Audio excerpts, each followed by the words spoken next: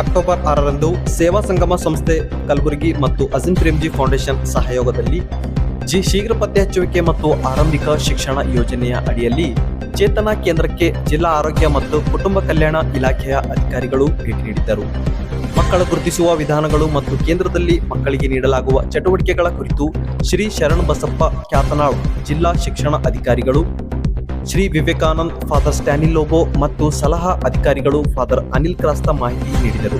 ಕಾರ್ಯಕ್ರಮದ ವ್ಯವಸ್ಥಾಪಕರು ಶ್ರೀಮತಿ ಶ್ವೇತಾ ಈ ಕಾರ್ಯಕ್ರಮದಲ್ಲಿ ಯಾವೆಲ್ಲ ಇಲಾಖೆಗಳ ಸಹಕಾರ ದೊರಕುತ್ತಿದೆ, ಅಂಗನವಾಡಿ ಕಾರ್ಯಕರ್ತರು ಮತ್ತು ಆಶಾ ಕಾರ್ಯಕರ್ತರು ಹೇಗೆ ಬೆಂಬಲ ನೀಡುತ್ತಿದ್ದಾರೆ ಎಂಬುದರ ಕುರಿತು ಸಂಕ್ಷಿಪ್ತ ವಿವರ ನೀಡಿದ್ದಾರೆ. ಈ ವಿಶೇಷ ಭೇಟಿಯಲ್ಲಿ ಸುಮಾರು 20 ಜನರು ಪಾಲಕರು ಉಪಸ್ಥಿತರಿದ್ದು ಕೇಂದ್ರದ ಸೌಲಭ್ಯಗಳು ಮತ್ತು ಮಕ್ಕಳ ಕಲಿಕಾ ಚಟುವಟಿಕೆಗಳ ಬಗ್ಗೆ ಮಾಹಿತಿ ಪಡೆದುಕೊಂಡರು. ಸೇವಾ ಸಂಗಮ ಸಂಸ್ಥೆ ಮತ್ತು ಅಜಿಂ ಪ್ರೇಮ್ಜಿ ಫೌಂಡೇಶನ್ ಸಹಯೋಗದಲ್ಲಿ ಕಲಬುರಗಿ ತಾಲೂಕಿನ ಭೀಮಳ್ಳಿ ಗ್ರಾಮದ ಕೂಸಿನ ಮನೆಯಲ್ಲಿ ಮಕ್ಕಳಿಗೆ ಬೇಬಿ ಸ್ಕ್ರೀನಿಂಗ್ ನಡೆಸಲಾಯಿತು. ಬೆಳವಣಿಗೆಯಲ್ಲಿ ಕುಂಠಿತ ಹೊಂದಿರುವ ಮಕ್ಕಳನ್ನು ಗುರುತಿಸಲು ಎತ್ತರ, ತೂಕ ಮತ್ತು ತಲೆತು ಸುತ್ತಳತೆಯನ್ನು ಪರಿಶೀಲಿಸಲಾಯಿತು. ಈ ಕಾರ್ಯಕ್ರಮದಲ್ಲಿ ಒಟ್ಟು 20 ಮಕ್ಕಳಿಗೆ ಮಕ್ಕಳ ಬೆಳವಣಿಗೆ ಸ್ಥಿತಿ ಬಗ್ಗೆ ಲಕ್ಷ್ಮಿಯವರು ಸಮಗ್ರ ಮಾಹಿತಿ ನೀಡಿದರು. ಶೀಘ್ರ ಪತ್ತೆ ಹಚ್ಚುವಿಕೆ ಮತ್ತು ಆರಂಭಿಕ ಶಿಕ್ಷಣ ಯೋಜನೆಯ ಅಡಿಯಲ್ಲಿ ಕಲಬುರಗಿ ನಗರ ಪ್ರದೇಶದ ಚೇತನ ಕೇಂದ್ರದಲ್ಲಿ ಪಾಲಕರ ಸಭೆ ಆಯೋಜಿಸಲಾಯಿತು. ಸಭೆಯಲ್ಲಿ ವಿಕಲಚೇತನ ಮಕ್ಕಳಿಗೆ ಸರ್ಕಾರದಿಂದ ದೊರಕುವ ಸೌಲಭ್ಯಗಳ 2016ರಲ್ಲಿ ಜನಿಸಿದ ಮಕ್ಕಳ ಶಿಕ್ಷಣ ಮತ್ತು ಈ ಸೌಲಭ್ಯಗಳನ್ನು ಪಾಲಕರ ಒಗ್ಗಟ್ಟಿನಿಂದ ಹೇಗೆ ಪಡೆಯಬಹುದು ಎಂಬುದರ ಕುರಿತು ಚರ್ಚೆ ನಡೆಸಲಾಯಿತು. ಕಾರ್ಯಕ್ರಮದ ವ್ಯವಸ್ಥಾಪಕರು ಶ್ರೀಮತಿ ಶ್ವೇತಾ ಪಾಲಕರಿಗೆ ಸಂಪೂರ್ಣ ಮಾಹಿತಿ ನೀಡಿದರು. ಸಭೆಯಲ್ಲಿ 10 ಜನ ಪಾಲಕರು ಭಾಗವಹಿಸಿದರು.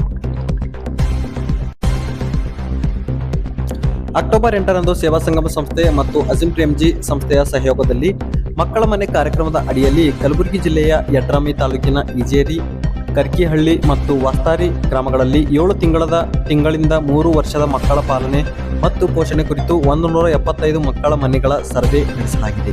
ಈ ಕಾರ್ಯಕ್ರಮದಲ್ಲಿ ಮಕ್ಕಳ ಮನೆ ಕಾರ್ಯಕ್ರಮದ ಮೇಲ್ವಿಚಾರಕರು ಶ್ರೀ ನಾಗರಾಜ್ ಮತ್ತು ಶಕುಂತಲಾ ತೊಡಗಿಸಿಕೊಂಡಿದ್ದಾರೆ. ಸರ್ವೆ ಮೂಲಕ ಮಕ್ಕಳ ಬೆಳವಣಿಗೆ, ಆರೋಗ್ಯ ಮತ್ತು ಪೋಷಣಾ ಪರಿಸ್ಥಿತಿಗಳ ಕುರಿತು ಸಂಪೂರ್ಣ ಮಾಹಿತಿ ಸಂಗ್ರಹಿಸಲಾಯಿತು. ಅಕ್ಟೋಬರ್ 9ರಂದು ಕಲಬುರಗಿ ತಾಲೂಕಿನ ಹಾಗರಗುಂಡ್ಗಿ ಗ್ರಾಮದ ಅಂಗನವಾಡಿ ಕೇಂದ್ರದಲ್ಲಿ ಸೇವಾ ಸಂಗಮ ಸಂಸ್ಥೆ, ಕಲಬುರಗಿ ಅಜಿಂ ಪ್ರೇಮ್ಜಿ ಫೌಂಡೇಶನ್ ಹಾಗೂ ಮಹಿಳಾ ಮತ್ತು ಮಕ್ಕಳ ಅಭಿವೃದ್ಧಿ ಇಲಾಖೆಯ ಸಂಯುಕ್ತಾಶ್ರಯದಲ್ಲಿ ಬೆಳವಣಿಗೆಯಲ್ಲಿ ಕುಂಠಿತ ಮಕ್ಕಳ ಬೆಳವಣಿಗೆಯ ಹಂತಗಳನ್ನು ಗುರುತಿಸುವ ಉದ್ದೇಶದಿಂದ 20 ಮಕ್ಕಳ ದೇಹದ ಸುತ್ತಳತೆ ನಡೆಸಲಾಯಿತು. ಈ ಕಾರ್ಯಕ್ರಮದಲ್ಲಿ ಅಂಗನವಾಡಿ ಕಾರ್ಯಕರ್ತೆಯಾದ ಶ್ರೀಮತಿ ವಿಮಲಾ, ಅಂಗನವಾಡಿ ಸಹಾಯಕಿ ಮತ್ತು ಮಕ್ಕಳು ಭಾಗವಹಿಸಿದ್ದರು. ಸ್ಕ್ರೀನಿಂಗ್ ಮೂಲಕ ಮಕ್ಕಳ ಬೆಳವಣಿಗೆಗೋಸ್ಕರ ಮಕ್ಕಳ ಬೆಳವಣಿಗೆ ಕುರಿತು ಸಂಪೂರ್ಣ ಮಾಹಿತಿ ಸಂಗ್ರಹಿಸಲಾಯಿತು. ಅಕ್ಟೋಬರ್ 9ರಂದು ಕಲಬುರಗಿ ನಗರದ ಅಂಬಿಕಾನಗರ ಅಂಗನವಾಡಿ ಕೇಂದ್ರದಲ್ಲಿ ಸೇವಾ ಸಂಗಮ ಸಂಸ್ಥೆ ಹಾಗೂ ಅಜಿಂ ಪ್ರೇಮ್ಜಿ ಫೌಂಡೇಶನ್ ಸಂಯುಕ್ತಾಶ್ರಯದಲ್ಲಿ ಪಾಲಕರ ಗುಂಪು ಸಭೆ ಹಮ್ಮಿಕೊಳ್ಳಲಾಯಿತು. ಶೀಘ್ರ ಪತ್ತೆ ಹಚ್ಚುವಿಕೆ ಮತ್ತು ಆರಂಭಿಕ ಶಿಕ್ಷಣ ಯೋಜನೆಯ ಕಾರ್ಯಕ್ರಮದ ಕಾರ್ಯಕರ್ತೆ ಕುಮಾರಿ ಅನಿತಾರವರು ಬೆಳವಣಿಗೆಯಲ್ಲಿ ಕುಂಠಿತಗೊಂಡ ಮಕ್ಕಳಿಗೆ ಲಭ್ಯವಿರುವ ಸರ್ಕಾರಿ ಸೌಲಭ್ಯಗಳನ್ನು ಹೇಗೆ ಪಡೆಯಬೇಕು ಎಂಬುದರ ಕುರಿತು ಸಂಕ್ಷಿಪ್ತವಾಗಿ ವಿವರಣೆ ನೀಡಿದರು ಹಾಗೂ ನಿರಾಮಯ ಕಾರ್ಡ್ ಯೋಜನೆ ಕುರಿತು ಮಾಹಿತಿ ನೀಡಿದರು. ಈ ಸಭೆಯಲ್ಲಿ ಅಂಗನವಾಡಿ ಕಾರ್ಯಕರ್ತೆ ಶ್ರೀಮತಿ ಅನ್ನಪೂರ್ಣ, ಕುಮಾರಿ ಅನಿತಾ ಮತ್ತು ಒಟ್ಟು 9 ಜನ ಪಾಲಕರು ಭಾಗವಹಿಸಿ ಮಾಹಿತಿಯನ್ನು ಪಡೆದುಕೊಂಡರು. ಅಕ್ಟೋಬರ್ 10ರಂದು ಸೇವಾ ಸಂಗಮ ಸಂಸ್ಥೆ ಮತ್ತು ಅಜಿಂ ಪ್ರೇಮ್ಜಿ ಫೌಂಡೇಶನ್ ಇವರ ಸಂಯುಕ್ತಾಶ್ರಯದಲ್ಲಿ ಶೀಘ್ರ ಪತ್ತೆ ಹಚ್ಚುವಿಕೆ ಮತ್ತು ಆರಂಭಿಕ ಶಿಕ್ಷಣ ಯೋಜನೆಯ ಅಡಿ ಸಾವಳ್ಗಿ ಗ್ರಾಮದ ಚೇತನ ಉಪಕೇಂದ್ರದಲ್ಲಿ ಪಾಲಕರ ಸಭೆ ನಡೆಸಲಾಯಿತು. ಈ ಸಭೆಯಲ್ಲಿ ಬೆಳವಣಿಗೆಯಲ್ಲಿ ಕುಂಠಿತ ಇರುವ ಮಕ್ಕಳಿಗೆ ಸರ್ಕಾರದಿಂದ ದೊರೆಯುವ UDID ಕಾರ್ಡ್, ನಿರಾಮಯ ಕಾರ್ಡ್ ಮತ್ತು ಪಂಚಾಯಿತಿಯ 5% ಅನುದಾನದ ಕುರಿತು ಮಾಹಿತಿಯನ್ನು ಶ್ರೀಮತಿ ಲಕ್ಷ್ಮೀರವರು 6 ಜನ ಪಾಲಕರಿಗೆ ಮಾಹಿತಿ ನೀಡಿದರು. ಸಭೆಯಲ್ಲಿ ಪಾಲಕರು ಈ ಸೌಲಭ್ಯಗಳನ್ನು ಪರಿಣಾಮಕಾರಿಯಾಗಿ ಉಪಯೋಗಿಸಿಕೊಳ್ಳುವ ಬಗ್ಗೆ ಸಂಕ್ಷಿಪ್ತವಾಗಿ ಮಾರ್ಗದರ್ಶನ ಪಡೆದರು.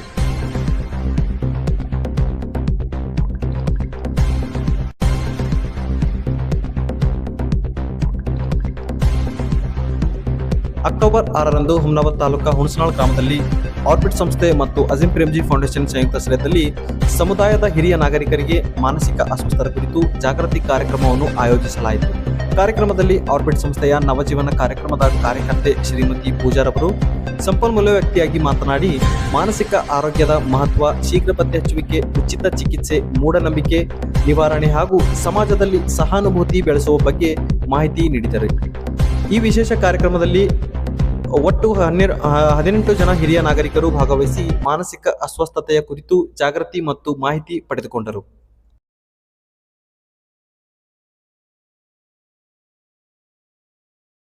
ಅಕ್ಟೋಬರ್ 7ರಂದು ಆರ್ಬಿಟ್ ಸಂಸ್ಥೆ ಹುಮ್ನಾಬಾದ್ನಲ್ಲಿ ಕ್ರಾಸ್ ಸಂಸ್ಥೆಯ ನೇತೃತ್ವದಲ್ಲಿ 3 ಸಹಭಾಗಿ ಸಂಸ್ಥೆಗಳವರೆಗೆ ಉಚಿತ ಕಾನೂನು ಸೇವೆ ಕುರಿತು ತರಬೇತಿಯನ್ನು ಆಯೋಜಿಸಲಾಯಿತು.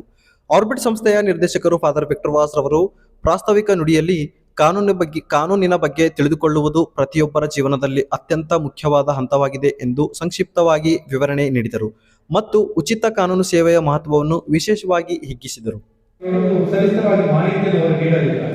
ಸೊ ಅದರಿಂದ ಅದನ್ನು ನೀವು ಪಡೆದುಕೊಂಡು ನಿಮ್ಮ ಮುಂದಿನ ಜೀವನದಲ್ಲಿ ಅದನ್ನು ಅಳವಡಿಸಿಕೊಳ್ಳಿರಿ ಮತ್ತು ಇತರರು ಕೂಡ ಅದರ ಬಗ್ಗೆ ಮಾಹಿತಿ ನೀಡಿರಿ. ಇದರ ಮುಖಾಂತರ ನಮ್ಮ ಸಮಾಜದಲ್ಲಿ ಮಹಿಳೆಯರ ಮೇಲೆ ಆಗುವಂತಹ ದೌರ್ಜನ್ಯಗಳನ್ನು ನಾವು ಕಡಿಮೆಗೊಳಿಸಲು ಇದರಿಂದ ಸಾಧ್ಯವಾಗುತ್ತದೆ ಮತ್ತು ನೀವು ಒಂದು ನಾಯಕತ್ವದಲ್ಲಿ ಬೆಳೆದಾಗ ನಮ್ಮ ಸಮಾಜದಲ್ಲಿ ಈ ರೀತಿಯ ದೌರ್ಜನ್ಯ ಆಗದೆ ತಡೆಗಟ್ಟಲು ಕೂಡ ಸಾಧ್ಯವಾಗುತ್ತದೆ. ಫಾದರ್ ವಿನ್ಸೆಂಟ್ ಪಿರೇರಾ ವಕೀಲರು ಕಾರ್ಯಕ್ರಮದ ಸಂಪನ್ಮೂಲ ವ್ಯಕ್ತಿಯಾಗಿ ಉಚಿತ ಕಾನೂನು ಸೇವೆ ಪಡೆಯುವ ವಿಧಾನ, ಸಹಾಯವಾಣಿ ಸಂಖ್ಯೆ ಹಾಗೂ ವಾರ್ಷಿಕ ಆದಾಯ 3 ಲಕ್ಷಕ್ಕಿಂತ ಕಡಿಮೆ ಇರುವ ವ್ಯಕ್ತಿಗಳು ಈ ಸೇವೆಯನ್ನು ಪಡೆಯಬಹುದೆಂಬುದನ್ನು ಸಂಕ್ಷಿಪ್ತವಾಗಿ ವಿವರಣೆ ನೀಡಿದರು. ಮುಖ್ಯವಾಗಿ ಬಡವರು, ಪರಿಶಿಷ್ಟ ಜಾತಿ ಪಂಗಡದ ಸದಸ್ಯರು, ವಿಶೇಷ ಚೇತನರು, ಕಾರ್ಮಿಕರು, ಹಿಂದುಳಿದವರ ಮತ್ತು ಕೈದಿಗಳು ಈ ಸೇವೆಯನ್ನು ಪಡೆಯಲು ಆದ್ಯತೆ ಹೊಂದಿದ್ದಾರೆ ಎಂದು ಮನಮುಟ್ಟುವಂತೆ ತಿಳಿಸಿದರು. ಇಲ್ಲ ಅಂದ್ರೆ ಗ್ರಾಮೀಣ ಮಟ್ಟದಲ್ಲಿ ನೀವು ಡೈರೆಕ್ಟ್ ಆಗಿ SP ಹೋಗ್ಬೋದು. ಈಗ SP ನಿಮಗೆ ನ್ಯಾಯ ಕೊಡದೆ ಹೋದ್ರೆ ಈ ಸಣ್ಣ ಜಗಳಕ್ಕೆ ಎಲ್ಲಿ ಯಾಕೆ ಬಂದಿದ್ದೀರಾ, ನೀವು ಎಲ್ಲಿಗೆ ಹೋಗ್ತೀರಾ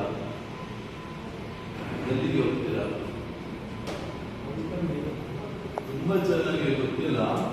ನಾವು ಕೋರ್ಟಿಗೆ ಹೋಗ್ಬೋದು, ಡೈರೆಕ್ಟ್ ಆಗಿ ಕೋರ್ಟಿಗೆ ಹೋಗಿ PC ಅಂತ ಹೇಳ್ತೀವಿ, ಪ್ರೈವೇಟ್ ಕಂಪ್ಲೇಂಟ್. CRPC ಸೆಕ್ಷನ್ ಅಲ್ಲಿ ಆಯ್ತಾ, ಪ್ರೈವೇಟ್ ಕಂಪ್ಲೇಂಟ್ ಅನ್ನ ನಾವು ಕೊಡ್ಬೋದು.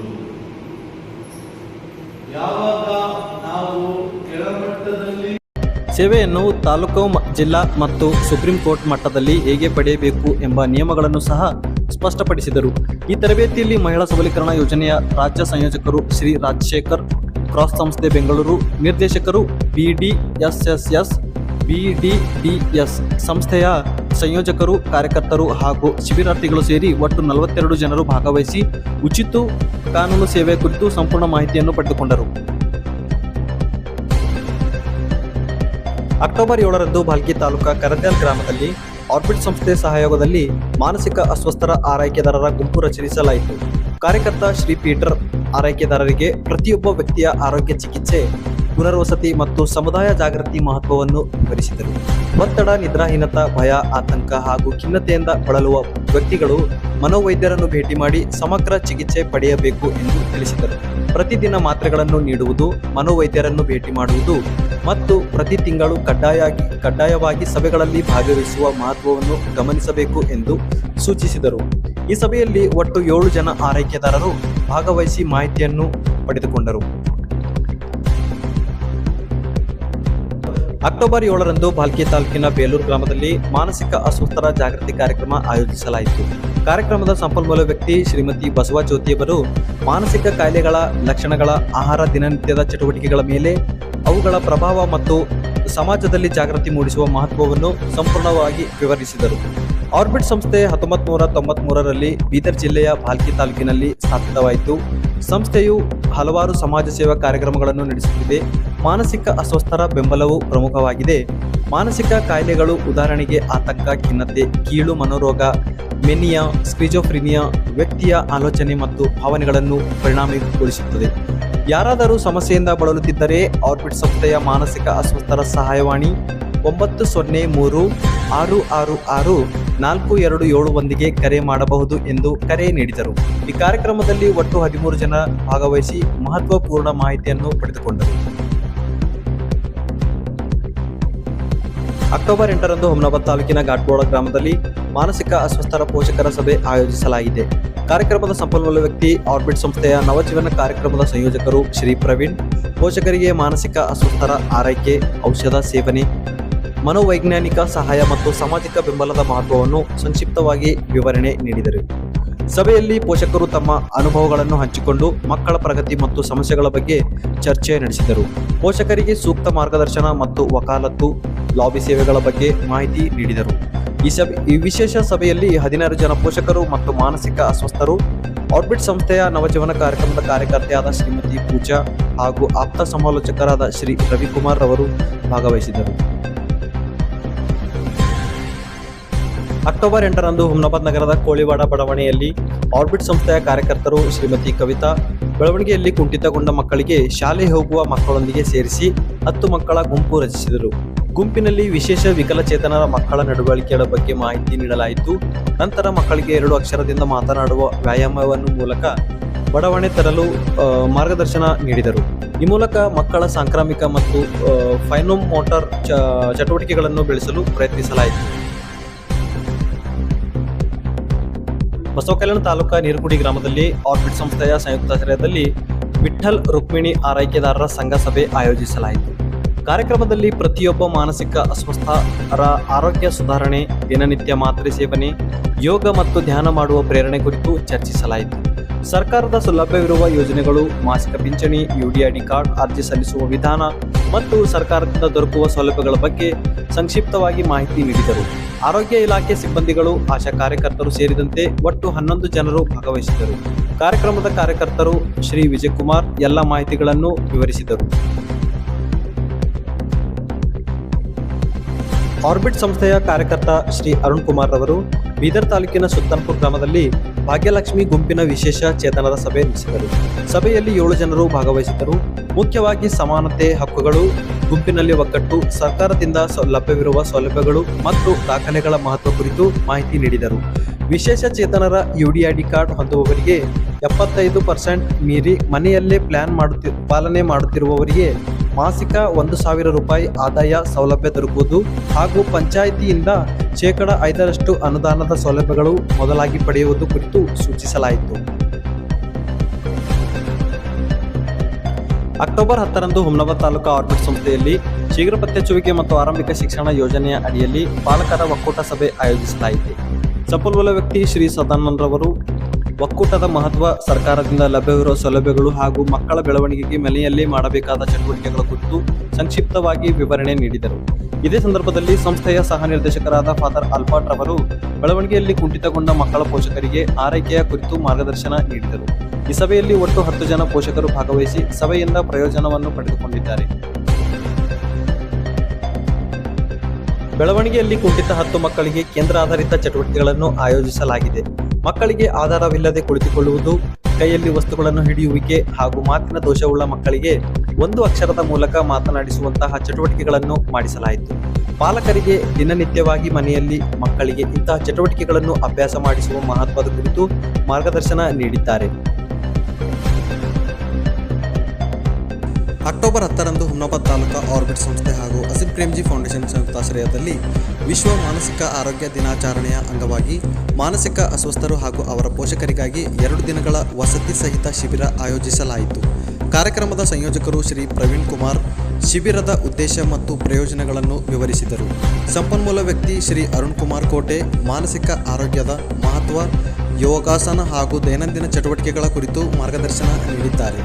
ಸಂಸ್ಥೆಯ ನಿರ್ದೇಶಕರು ಫಾದರ್ ವಿಕ್ಟರ್ ವಾಸ್ ಮತ್ತು ಸಹ ನಿರ್ದೇಶಕರು ಫಾದರ್ ಆಲ್ಬರ್ಟ್ ಆತ್ಮನಿರ್ಭರದ ಜೀವನದ ಮಹತ್ವವನ್ನು ಉಲ್ಲೇಖಿಸಿ ಶಿಬಿರವನ್ನು ಉದ್ದೇಶಿಸಿ ಮಾತನಾಡಿದ್ದಾರೆ. ಈ ಶಿಬಿರದಲ್ಲಿ ಒಟ್ಟು 42 ಜನ ಫಲಾನುಭವಿಗಳು ಹಾಗೂ ಆರ್ಬಿಟ್ ಸಂಸ್ಥೆಯ ಸಿಬ್ಬಂದಿ ವರ್ಗದವರು ಭಾಗವಹಿಸಿದರು.